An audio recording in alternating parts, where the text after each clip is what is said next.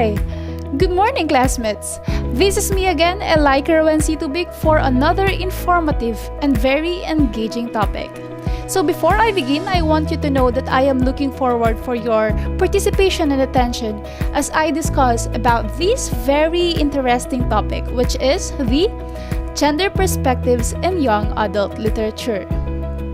For this topic, we will talk about the two gender issues that needs to be understood in selecting literature for adolescents. So the first one is the representation of gender in the books.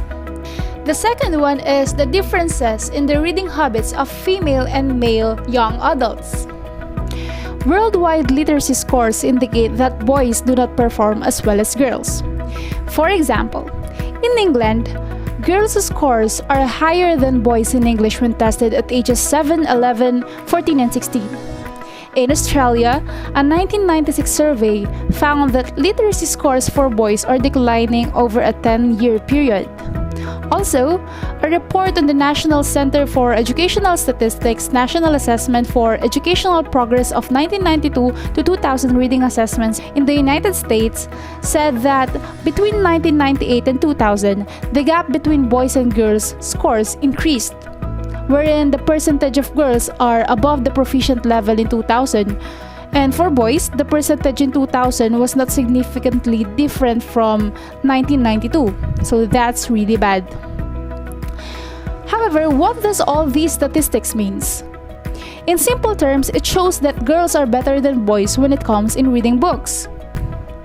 Reading Don't Fix No Chevis is written by Michael Smith and Jeff Wilhelm, the two of the most respected names in English education and in the teaching of reading. They work with a very diverse group of young men to understand how they use literacy and what conditions to promote it. Through a variety of creative research and interviews with 49 young men in the middle high school who differ in class, race, academic achievements, kind of school, and geography, they identified a number of general research findings about boys, girls, and reading. So what are these? First is, girls comprehend fiction better than boys. According to my research, cognitive psychologists have found that women are more empathetic than men. That's pretty obvious. They possess a greater emotional range and traits that make fiction more appealing to them. Well, as a woman, I can easily relate with this finding. Women are very emotional that they can enjoy reading fictional stories, having the fact that they are not real, and as long as the story suffices their needs to be entertained and to feel something. In fictional stories, the sentences and words are not usually easy to understand. In short, they are not straight to the point, and reading it requires a lot of patience. So girls are very patient and boys do not seem to be like that. That's why boys seem to prefer non-fiction, magazines, and newspapers. Well, for some, genetic reasons or neurological wiring reasons, boys really prefer non-fiction or any book that is convergent or linear. Boys do think that fiction is just made up and unreal. What they want are straight narrative lines and facts, I guess. So, however, based on my research, again, although they prefer non-fiction books, girls still comprehend non-fiction books better than them. You see, girls are expected to be in touch with their feelings and to seek romance, actually, while boys, on the other hand, are expected to be adventurous as children and stoical as adults. So what do we mean by stoical?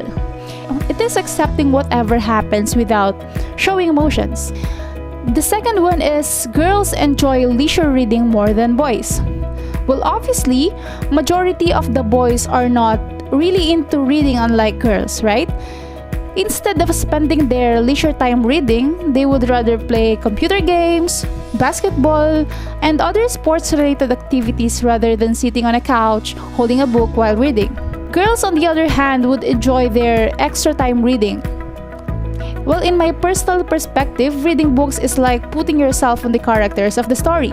And that's what majority of the girls like. In fact, American culture suggests that reading is a feminine pastime. So the third one is, some boys enjoy fantasy and science fiction. Well, fantasy is a mixture of mythologies, biology, and science. The third one is some boys enjoy fantasy and science fiction. Well, fantasy, as we all know, is a mixture of mythologies, biology, and science. And out of those three components, the first one was mostly written by male. Well, I guess predominantly. An example of these are the original epics like Mahabharata written by Christian Dwaipayan Vyasa, the Iliad and the Odyssey by Homer, and Ramayana by Valmiki. All the authors of these epics are obviously male.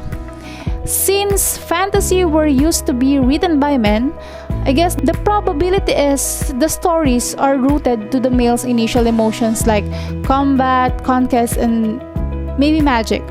However, this finding was way back 2002, and we are already in the 2020. Many things have already changed, and I am not really sure if this is still a factor in today's generation. The fourth one is many boys enjoy reading about sports and hobbies. It only indicates that boys can possibly be engaged with reading if it will be about sports and their hobbies. So what do I mean by that? Of course, if there's something that interests you, like for example, you love playing basketball and for example, again, you idolize Kobe Bryant, you are more likely to read The Mamba Mentality How I Play, written by Kobe himself. Another is, we all know that there are a lot of men who likes to play chess, right? So a chess player will more likely read books about chess strategies and tips. Graphic novels and comic books are more popular with boys than girls. The seventh one is boys prefer visual texts. And the eighth one is boys tend to prefer short text and text with short sections. So, I guess comics are not all about emotions, right? So, in fact, most of the time, emotions are, I guess, marginalized in this type of book since it is all about actions. We can say that the graphics and drawings are a medium to show the visceral or emotional part of the story. Since boys prefer visual and short text, they are more likely to indulge with graphic novels and comic books. So the last one is boys really judge the book by its cover. Without further research, I believe every one of us has an obvious, I guess, mutual understanding by this one. Repetitively, I have expounded about how not so lengthy the boys' patience are. It is not really lengthy. That is why when they see a book about romance and fiction, their intuition would be like, oh my gosh, that is boring. And just by that, they won't read it, right?